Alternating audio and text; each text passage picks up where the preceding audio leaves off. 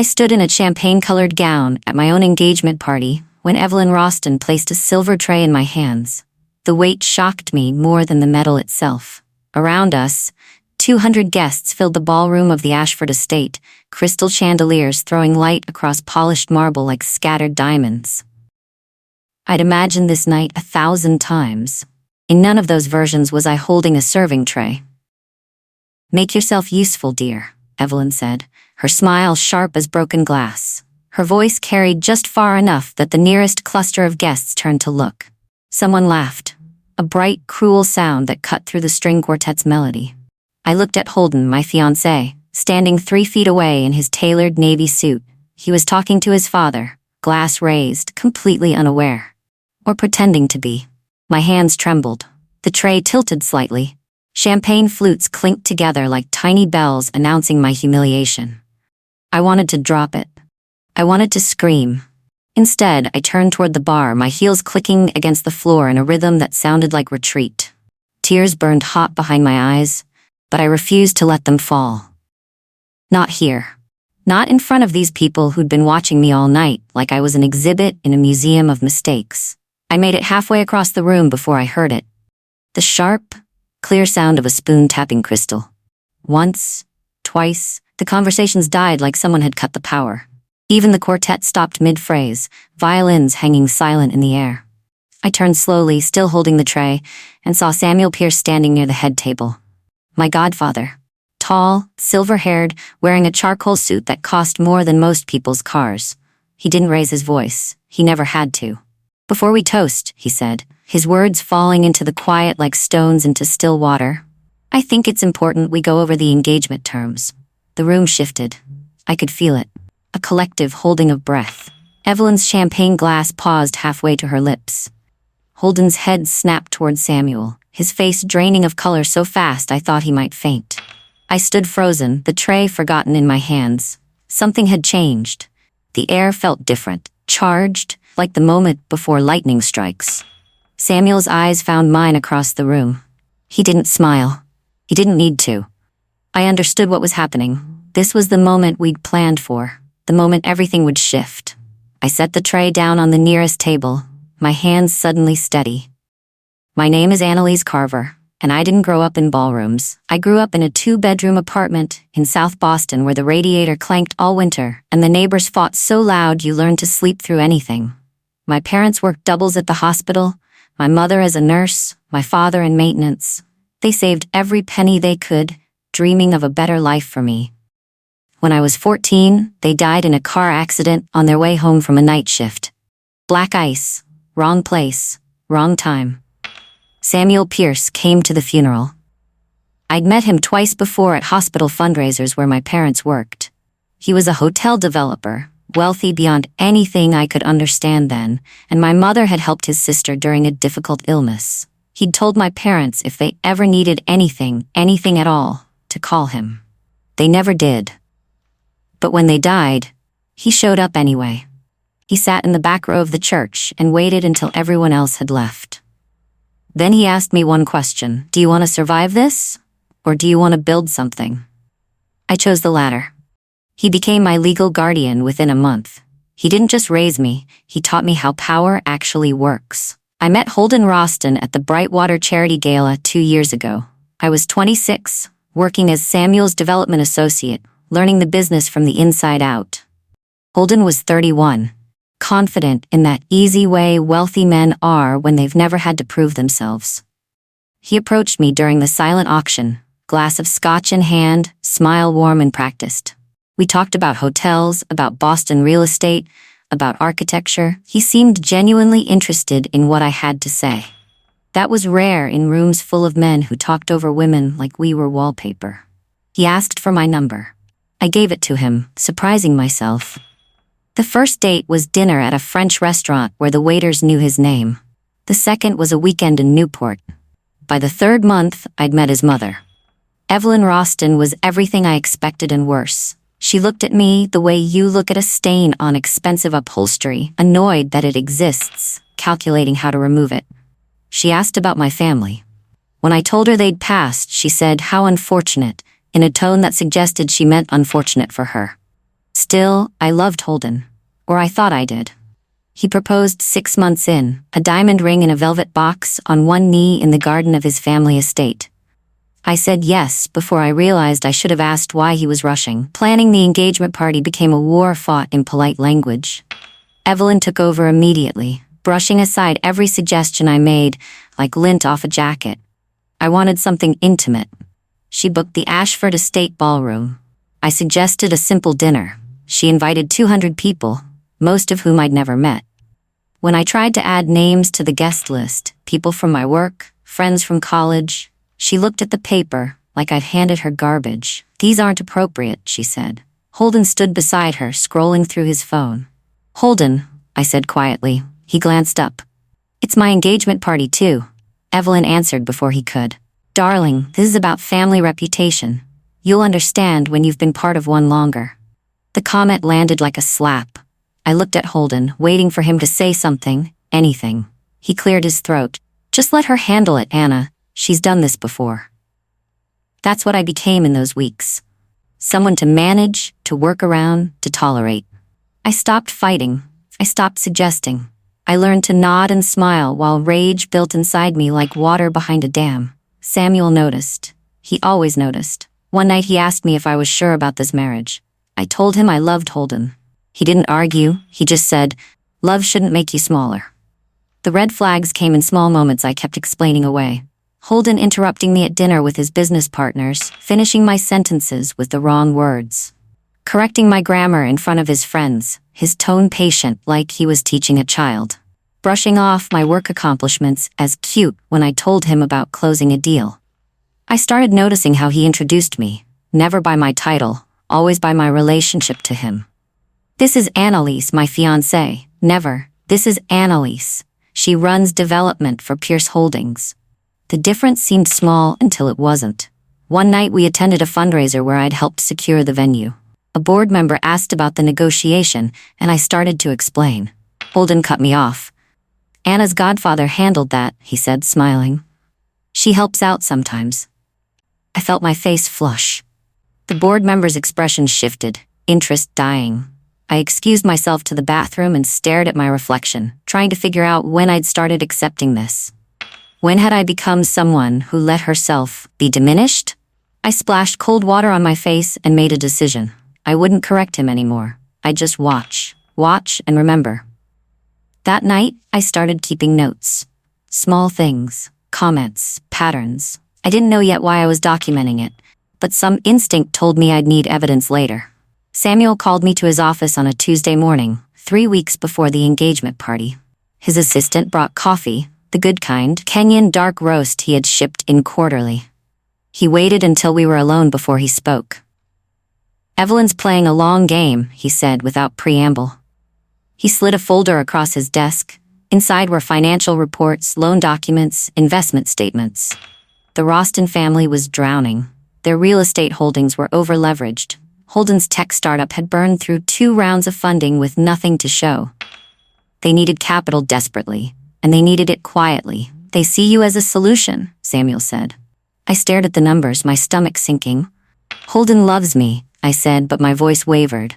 Samuel leaned back in his chair, his expression gentle but firm. "Maybe he does, but his mother doesn't care about that. She cares about survival.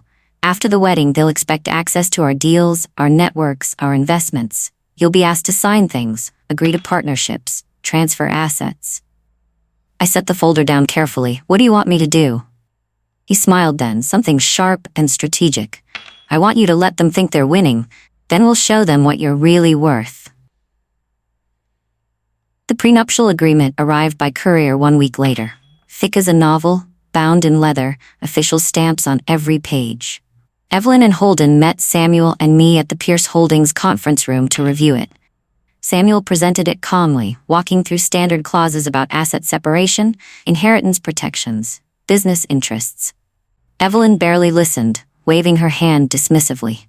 Yes, all standard," she said.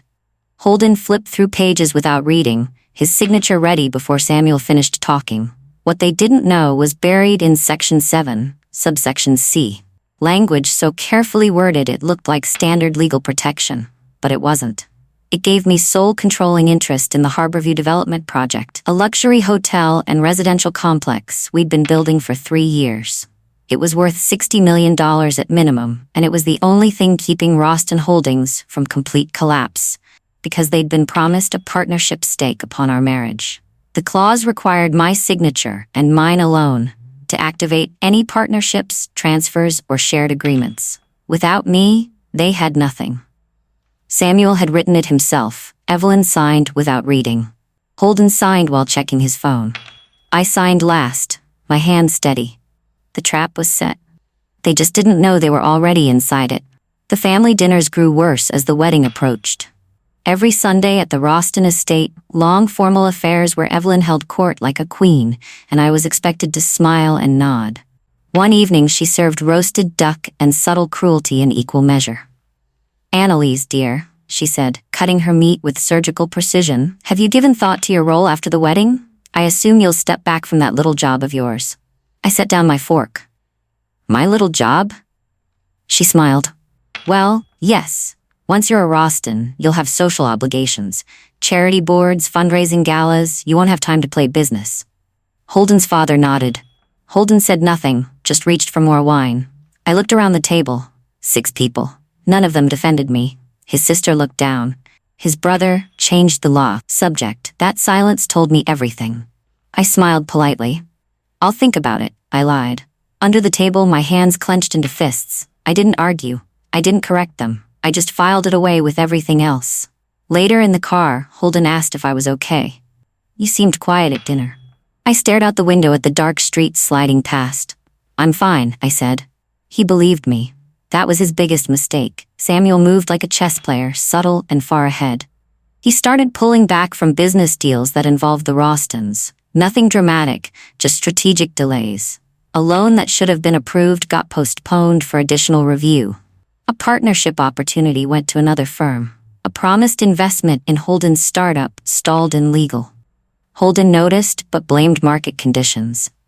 Evelyn made phone calls that went unreturned. Their financial pressure mounted slowly, like water rising inch by inch. I watched it happen from my desk at Pierce Holdings. Samuel kept me informed but separate, making sure my hands stayed clean. Meanwhile, I threw myself into work, closing deals, managing projects, proving my worth to everyone except the people who should have valued it most. Holden started coming home later, stress lines creasing his forehead. "Everything's fine," he'd say when I asked. But his credit cards were maxing out. His car payments were late. The tech startup laid off half its staff. I offered to help. He brushed me off. "The family will handle it," he said. I wasn't family yet. That much was clear. So I stopped offering and started watching more carefully. I overheard it by accident. Or maybe fate put me in the right place at the right moment. Evelyn had invited me to a spa day, one of her rare gestures of inclusion that I knew meant she wanted something. I arrived early and heard her voice through the door of the massage room, talking on her phone. "Once the wedding happens, we'll have access to the Harborview deal. The girl's godfather dotes on her. She'll sign whatever we need." My blood went cold. I stood in the hallway, barely breathing, listening through the crack. Holden's convinced she'll do anything for him. She's emotional, easy to manage. We'll move the partnership agreement within the first month. She laughed. Honestly, she should be grateful we're taking her seriously at all, given where she came from. I walked away quietly, hands shaking, heart pounding so hard I thought it might crack my ribs. I drove straight to Samuel's office without calling ahead. When I walked in, I must have looked different because he stood immediately. "What happened?" I told him everything. Every word. He listened without interrupting. When I finished, he leaned back in his chair. "Now we know for certain," he said. "Good. Certainty makes planning easier." I found the text messages 3 days later. Holden's phone was charging on the kitchen counter while he showered. I didn't plan to look. I wasn't that person. But it buzzed, and the screen lit up with a name I didn't recognize. Celine. The preview showed enough. "Miss you? When can I see you again?" My hands moved before my brain caught up. I opened the thread. Months of messages. Hotel rooms. Stolen afternoons. Promises he'd made to her that sounded exactly like promises he'd made to me. I felt numb. Not heartbroken, not yet. Just cold and clear. I grabbed my phone and photographed everything. Every message, every photo, every receipt he'd been stupid enough to text. Then I sent it all to Samuel in an encrypted email. By the time Holden came out of the bathroom, his phone was back on the counter, charging innocently. "Wanna grab dinner?" he asked, toweling his hair. I smiled, "Sure." We went to his favorite Italian place. He talked about work stress. I nodded and ate pasta and planned. The betrayal hurt less than I expected. Maybe because I'd already been betrayed so many times in smaller ways that this just felt like confirmation. That night, I slept soundly for the first time in weeks. Clarity, I learned, is better than love. Samuel and I met in his home office, away from assistants and curious ears. He spread documents across the mahogany desk like a general planning a campaign. Bank statements, trust agreements, property deeds, the prenuptial contract. "You don't need revenge," he said, looking at me across the papers. "Revenge is emotional. You need to remind them who you are, who you've always been." We went through everything methodically. The Harborview project was mine legally, no matter what they believed. The prenup protected all my assets absolutely. The partnership they expected would never materialize without my explicit consent, which I would never give. "The engagement party," I said. Samuel nodded. "It's perfect, public, formal, witnesses." We planned it like a theater production, every moment choreographed. Samuel would announce the contract review. I would let them see exactly how much power I held. No yelling, no scenes, just truth delivered calmly in front of everyone who mattered. "They'll try to salvage it afterward," Samuel warned. "Evelyn will apologize, Holden will cry, can you hold firm?" I thought about the tray in my hands, the laughter, the silence from the man who claimed to love me. "Yes," I said. "I can." We shook hands like business partners. Because that's what we'd always been.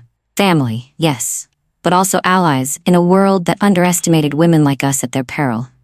The engagement party arrived like a storm I'd been tracking for weeks. I dressed carefully that evening, a champagne gown that Evelyn had chosen, of course, diamonds at my throat that Holden had given me. I looked like exactly what they wanted me to be. Beautiful, polite, compliant. A trophy. I checked my reflection one last time before leaving. My hands were steady, my makeup was perfect. I looked like a bride. I felt like a warrior. The Ashford ballroom glittered with wealth and expectation. Evelyn greeted guests at the entrance, her smile wide and false. Holden stood with his father, accepting congratulations, like he'd accomplished something. I moved through the crowd alone, shaking hands, thanking people for coming. Many of them I'd never met. They looked at me with curiosity, with pity, with dismissal. I smiled at all of them. Then Evelyn stood to toast. She tapped her glass with a fork, and the room quieted obediently. "My son," she began, her voice warm and practiced, "has chosen a remarkable young woman." The compliment sounded sincere until she continued. "Someone who understands that marriage means joining a family, learning their ways, rising above one's station through dedication and humility." The words landed like stones. Polite applause rippled through the crowd. I stood near the bar, glass in hand, face neutral. Under the table, my fingernails cut half moons into my palms. Holden beamed, oblivious. That's when Evelyn handed me the tray. Samuel's voice cut through the moment like a blade through silk. "Before we toast," he said, standing slowly from his seat at the head table, "I think it's important we go over the engagement terms." The words fell into silence, so complete I could hear my own heartbeat. Evelyn's glass froze halfway to her lips. Holden turned toward Samuel, confusion creasing his forehead. I stood perfectly still, the tray in my hands feeling heavier than anything I'd ever carried. Samuel gestured to his assistant, who approached with a leather portfolio. "The prenuptial agreement that Evelyn and Holden signed last week," Samuel continued, his voice carrying effortlessly across the ballroom, "contains some important clauses I'd like to review publicly." Evelyn's face went white. "Samuel, this is hardly appropriate." He ignored her. Section 7, subsection C, grants sole controlling interest of the Harborview development project to Annalise Carver. Murmurs rippled through the crowd. This project, valued at approximately $60 million, cannot be transferred, partnered, or leveraged without her explicit written consent. The room erupted in whispers. I saw understanding dawn on faces throughout the crowd. Business partners, investors, competitors. They all understood what this meant. Holden stood frozen, his expression shifting from confusion to horror as the reality sank in. Evelyn's carefully maintained composure cracked like ice under pressure. I set down the tray on the bar behind me. The crystal clinked softly. "I'm not the help," I said clearly. "I'm the one who signs your checks." The silence that followed was absolute. 200 people held their breath watching a family implode in real time. Evelyn recovered first, her training as a society woman kicking in even as her world collapsed. She laughed, bright and brittle. "This is obviously a misunderstanding." Samuel held up the contract. "Would you like me to read the signature page? Your signature is right here, dated last Tuesday." Holden finally found his voice. "Anna, what is this?" I looked at him. This man I'd imagined building a life with. This is me protecting myself from people who saw me as a transaction. His face flushed red. "You set us up." I felt something in my chest loosen, relief mixed with rage. "No, I just didn't let you rob me." Evelyn stepped forward, her voice dropping to a hiss meant only for me. "You ungrateful little—" Samuel moved between us smoothly. "Careful, Evelyn. There are cameras present." And there were. Phones had come out throughout the room, recording everything. This would be all over social media by morning. The Rawston family, exposed for the desperate social climbers they'd always been. I turned and walked toward the exit. My heels clicked against marble with the same rhythm as before, but this time it wasn't retreat. It was victory. Behind me, Evelyn called my name. I didn't turn around. I had nothing left to say to her. I made it to the lobby before Evelyn caught up, her heels clattering desperately. "Annalise, wait, please." I turned slowly. She looked different out here, away from the lights and the witnesses. Smaller. Older. Afraid. "We can fix this," she said, her voice cracking. "It was a misunderstanding. I never meant—" I held up my hand. "You meant every word, every dismissal, every insult. You just didn't think I'd have the power to do anything about it." She reached for my arm. I stepped back. "This was never about love," I said quietly. "This was always about what I could give you. The connections, the money, the respectability of Samuel Pierce's goddaughter on your son's arm." Tears ran down her face, ruining her careful makeup. "You're destroying our family." I smiled then, something sharp and true. "No, I'm just refusing to be the foundation you build on." Holden appeared in the doorway behind her.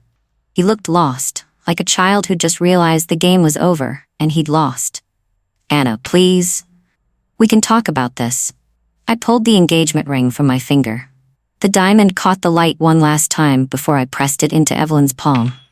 "There's nothing to talk about. The engagement's over. The partnership's dead. Whatever future you imagined doesn't exist anymore." I heard about the fallout through Samuel's network. It spread through Boston's business community faster than fire through dry paper. By midnight, text messages were flying. By morning, 3 banks had called the Rawston family's loans. The financial foundation they'd been barely holding together collapsed. Evelyn spent the night making frantic calls to investors, board members, anyone who might extend credit or patience. Every door closed. Word had gotten out about their desperate situation, about their plan to leverage my connections without my knowledge. No one wanted to be associated with that kind of failure. Holden's startup officially dissolved within 48 hours. His partners sent a terse email citing misrepresentation of financial backing.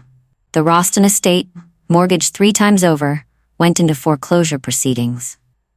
Everything they'd built on borrowed money and false promises began to crumble. I watched it happen from Samuel's office, tracking the news with the detachment of someone watching a storm from behind glass. "Do you feel bad?" Samuel asked one afternoon. I thought about it honestly. "No, I feel free." The truth was simpler than I expected. They'd never seen me as a person, only as a resource. When the resource withdrew, the structure collapsed. That wasn't my fault. That was architecture. The mistress appeared on a Tuesday. I only knew because Evelyn's housekeeper called Samuel in a panic. A woman named Celine had shown up at the Rawston estate demanding to speak with Holden, claiming he'd promised her money, an apartment, a future. She had text to prove it. The same texts I'd photographed and sent to Samuel weeks earlier. Evelyn answered the door herself, still in her dressing gown. Already 3 glasses into a bottle of wine at 11 in the morning. The confrontation happened on the front steps where neighbors could hear. Celine shouted about promises and lies. Evelyn screamed about dignity and family reputation. Holden tried to calm both women, his voice pleading and pathetic. It accomplished nothing except attracting more attention. Someone recorded it on their phone. By evening, it was on 3 gossip websites. The headlines were brutal. Rawston heirs double life exposed, and from engagement party to public scandal. Samuel showed me the articles. I read them without emotion, like case studies in a business ethics class. Holden's tried calling you 17 times, he said. I know. My phone sat on my desk, screen dark. He wants forgiveness. Samuel studied me. What do you want? I thought about that tray of champagne, the weight of it in my hands, the laughter. I want him to understand that actions have consequences. That's all. The news broke on Friday morning. A detailed investigation published in the Boston Business Journal revealed financial fraud tied to Evelyn Rawston's name. Real estate deals that never materialized, investment funds that disappeared, loans taken under false pretenses. Samuel had been gathering evidence for months, quietly, patiently. When the time was right, he'd provided everything to a journalist he trusted. The article was thorough, devastating, and completely factual. No embellishment needed. The truth was damning enough. Evelyn's social standing, built over 30 years of careful networking and strategic marriages, evaporated within hours. Board positions disappeared. Charity committees removed her name from letterheads. Invitations to galas stopped arriving. The same people who'd laughed when she handed me that tray now crossed the street to avoid her. I felt no satisfaction in her fall. Just a quiet recognition that justice sometimes looks like people finally seeing what was always. Samuel met me for coffee that afternoon at a small cafe we both loved. How do you feel? He asked. Tired, I admitted, but clear. He nodded. That's good. Clarity's underrated. We sat in comfortable silence, watching people pass on the street. Somewhere, Evelyn was making frantic calls that no one would answer. I sipped my coffee and felt nothing but peace. Holden appeared at my hotel 3 weeks later. I was staying at the Harborview while my new apartment was being renovated, occupying the penthouse suite that overlooked the harbor. The front desk called up nervously. There's a Holden Rawston here to see you. I considered sending him away. Instead, curiosity won. Send him up. He looked terrible. Unshaven, wrinkled shirt, eyes red from crying or drinking or both. When I opened the door, he tried to hug me. I stepped back. Talk, I said. He cried. Actual tears running down his face while he apologized. He'd made a mistake. He'd been under pressure. His mother had pushed too hard. He loved me. He'd always loved me. The words poured out in a desperate rush. I listened without interrupting, arms crossed. When he finally stopped, I walked to the desk and picked up an envelope I'd prepared. This is the bill for the engagement party, I said, handing it to him. He stared at it, confused. What? Inside was an itemized invoice, every expense Evelyn had charged to my accounts without asking. The venue, the flowers, the catering, the orchestra, $93,000. Your mother spent my money without permission, I said calmly. I expect reimbursement within 30 days. His mouth opened and closed. Anna, we can't pay this. I shrugged. Then I'll see you in court. He crumpled, literally sinking onto the couch. I'm sorry. I'm so sorry. I looked at him, this man I'd almost married, and felt only pity. I know you are, but sorry doesn't rebuild what you destroyed. I held the door open. He left without another word. The boardroom of Pierce Holdings felt different when I walked in that Monday morning. Samuel had called a meeting of our development board, older men mostly, investors and partners who'd worked with him for decades. They nodded politely when I entered, the kind of acknowledgement you give someone's protege, someone you tolerate. I took my seat at Samuel's right hand. He'd asked me to present the Harborview expansion plan, a proposal I'd been developing for months. 40 pages of research, market analysis, architectural renderings, financial projections. I'd poured myself into it. I stood and began. Within 2 minutes, an investor named Harrison interrupted. Miss Carver, have you considered the market volatility? I had. I explained our hedging strategy. He nodded grudgingly. Another question came, then another. I answered each one thoroughly, calmly, pulling data from memory.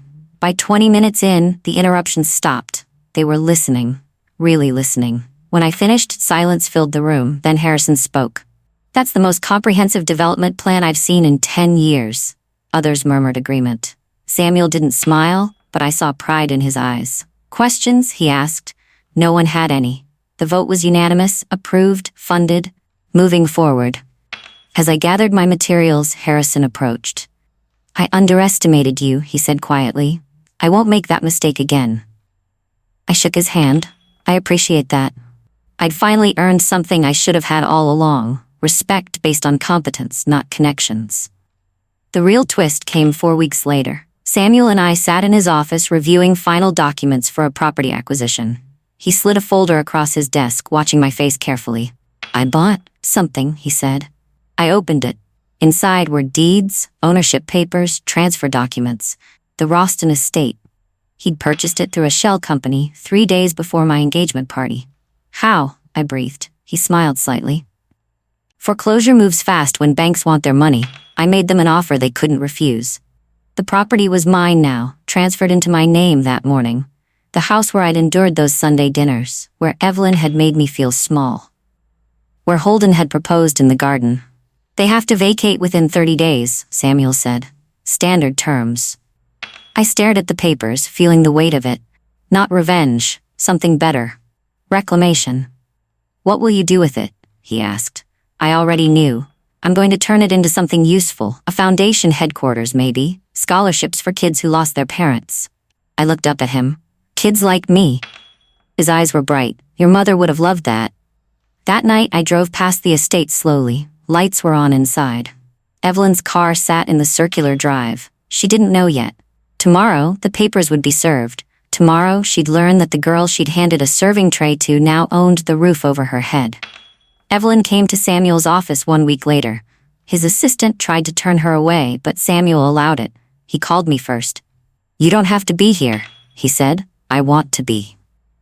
I sat in the chair beside his desk when she walked in.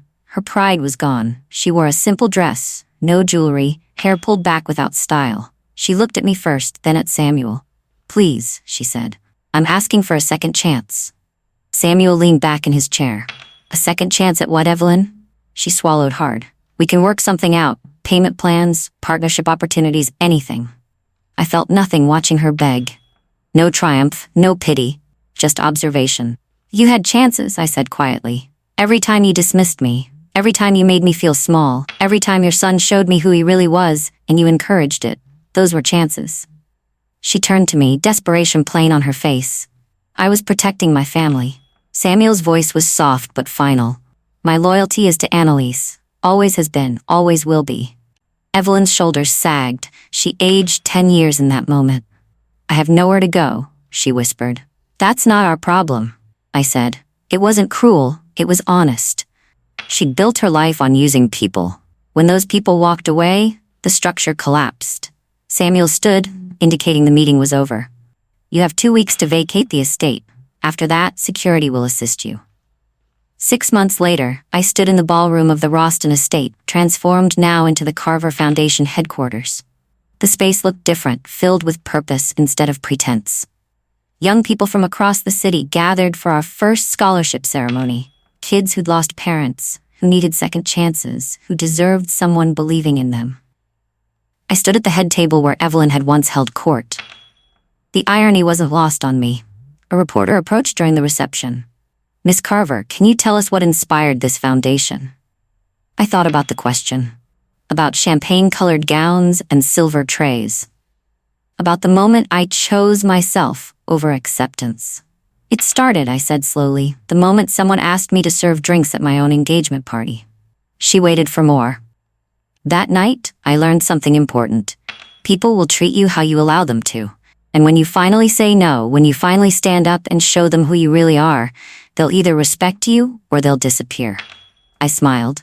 Either way, you win. The reporter scribbled notes. Somewhere across the room, Samuel raised his glass in a quiet toast. I raised mine back. Later, driving home past the harbor, I thought about Holden and Evelyn. I heard they'd moved to Connecticut, living quietly on what remained after bankruptcy. I didn't wish them harm. I didn't wish them anything at all.